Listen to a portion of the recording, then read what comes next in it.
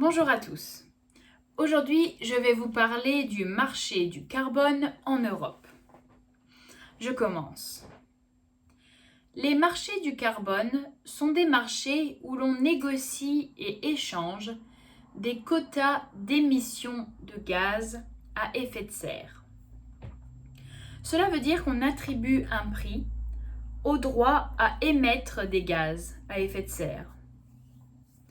Le but est d'inciter des acteurs, des États ou des entreprises à réduire leurs émissions en échangeant ces droits qui sont effectivement des droits à polluer. Mais alors, comment fonctionne le système d'échange des quotas d'émissions de CO2 en Europe? Les gaz à effet de serre qui sont présents dans l'atmosphère permettent de maintenir la Terre à une température moyenne de 15 degrés Celsius. Sans cet effet de serre, il ferait moins 18 degrés Celsius. C'est froid. Depuis la révolution industrielle, de grandes quantités de gaz à effet de serre sont libérées par les activités humaines.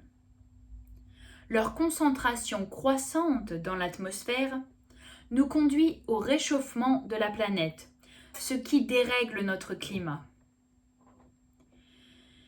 Dès 2005, afin de limiter l'émission de ces gaz, l'Union européenne a décidé d'instaurer le premier marché de quotas carbone, que l'on appelle aussi système communautaire d'échange de quotas d'émissions de carbone.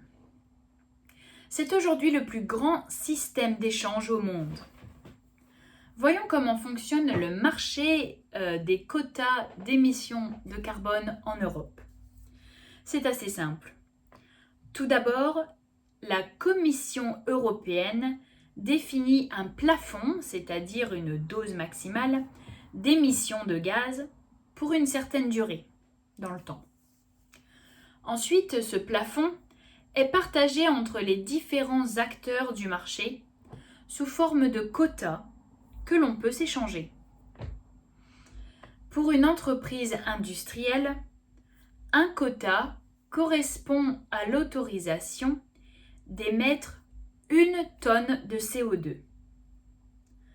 À la fin de chaque période, les entreprises doivent justifier d'un équilibre entre les quotas qu'elles possèdent et les émissions dont elles sont responsables. Ensuite, une fois le bilan effectué, elles ont 4 mois pour restituer les quotas qu'il leur manque. Voyons avec un exemple. Si on prend l'exemple de 2 entreprises, l'entreprise A et l'entreprise B, qui disposent de 100 quotas chacune. Ceci correspond à un volume d'émission de 100 tonnes de CO2. Si, au terme de l'année écoulée, l'entreprise A a émis 120 tonnes de CO2, elle aura 4 mois pour acheter à d'autres entreprises les 20 tonnes de CO2 qui lui manquent. Elle avait le droit de produire 100 tonnes, elle en a produit 120. Donc il lui faut l'équivalent de 20 tonnes. Au-delà de ces 4 mois, si l'entreprise n'est pas en conformité, elle devra payer une amende et fournir le nombre de quotas manquants. Mais à l'inverse, si notre entreprise B n'a émis que 80 tonnes de CO2, il lui reste 20 tonnes de CO2. Elle pourra garder ses quotas pour les années à venir, ou elle peut les vendre sur les marchés. Elle peut les vendre à l'entreprise A, comme il lui manque 20 tonnes de CO2. Le marché européen du carbone couvre près de 50%, c'est-à-dire de moitié, des émissions de CO2.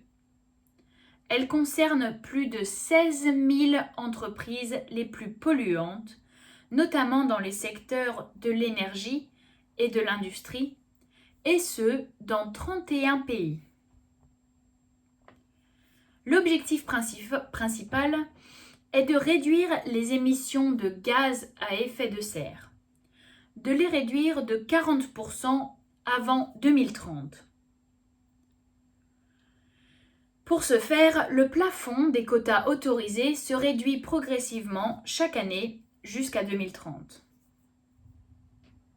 Mais alors, le prix du carbone influence-t-il la stratégie des entreprises? Eh bien oui, le prix du carbone doit inciter les entreprises à s'engager dans des actions de réduction d'émissions de gaz et donc dans des initiatives moins polluantes. Notre entreprise se demande donc quelle option est la plus rentable à long terme. Est-ce que c'est compenser ces émissions de gaz en achetant des quotas, par exemple à l'entreprise B? Ou bien est-ce qu'il est mieux d'investir dès maintenant dans des technologies plus propres et moins polluantes?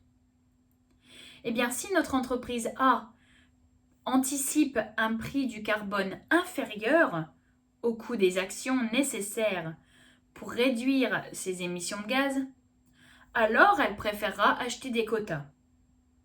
Dans le cas inverse, si l'entreprise anticipe un prix du carbone supérieur aux actions nécessaires pour réduire ses émissions, eh bien, il sera moins cher pour elle d'investir dans des technologies moins polluantes, par exemple dans des énergies renouvelables.